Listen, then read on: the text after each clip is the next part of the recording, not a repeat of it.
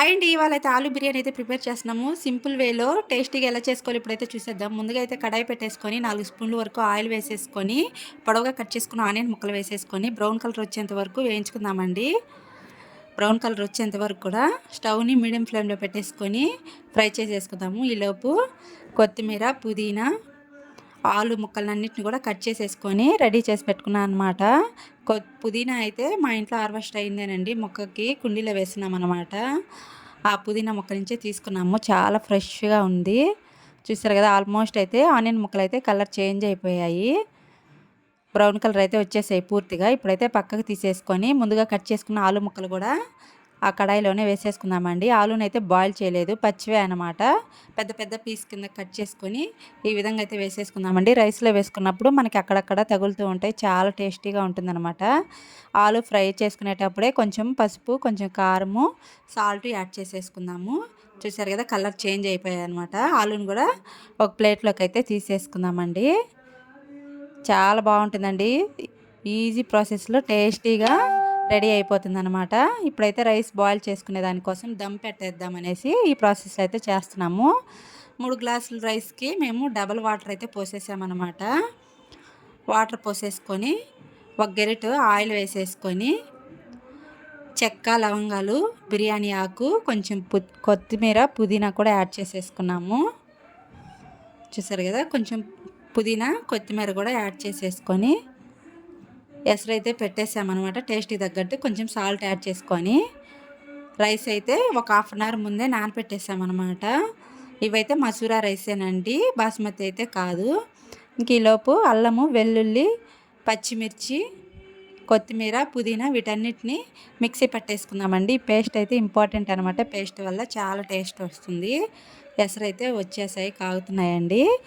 మనం ఏ పాత్రలో అయితే బిర్యానీ ప్రిపేర్ చేయాలనుకుంటున్నామో ఆ పాత్రలోనే ఈ విధంగా మ్యాగ్నేట్ చేసేసుకుందాం. 1 కప్పు వరకు పెరుగు, ఇందాక మిక్సీ పట్టేసుకున్న పచ్చిమిర్చి, కొత్తిమీర, పుదీనా, జింజర్ గార్లిక్ పేస్ట్ మొత్తం కూడా దీంట్లో వేసేసుకుందామండి.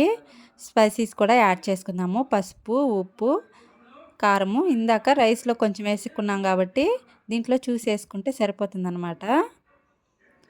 దీంట్లో ఇవన్నీ స్పైసీస్ అన్నీ యాడ్ చేసుకొని 1 స్పూను ధనియా పౌడరు, 1 స్పూను గరం మసాలా కూడా యాడ్ చేసేసుకొని చెప్పాను కదా, సాల్ట్ చూసేసుకుంటే సరిపోతుంది. బిర్యానీ ఆకు కూడా వేసేసుకొని ఇప్పుడు మొత్తం అంతా మిక్స్ చేసేసుకుందామండి. ఫ్రైడ్ ఆనియన్స్ కూడా కొన్ని వేసేసుకొని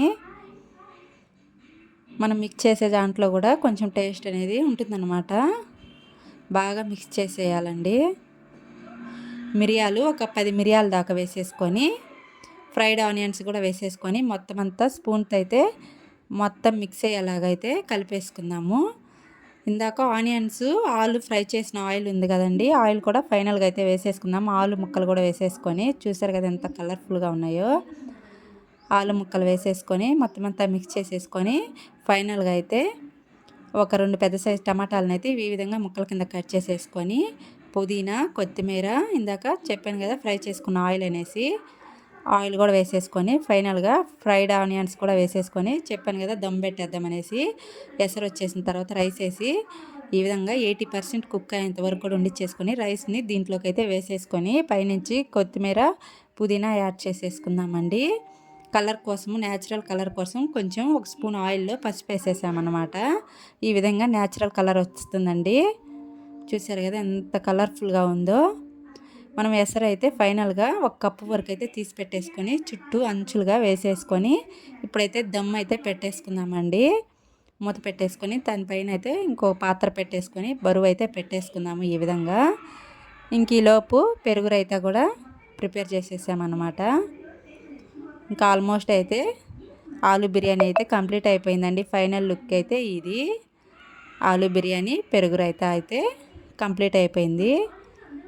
ఈ వీడియో మీకు ఎలా అనిపించిందో చిన్న కామెంట్ చేసి ఫస్ట్ టైం మన ఛానల్ని ఎవరైనా చూస్తున్నట్టయితే ప్లీజ్ సబ్స్క్రైబ్ అయితే చేసుకోండి. బాయ్ అండి.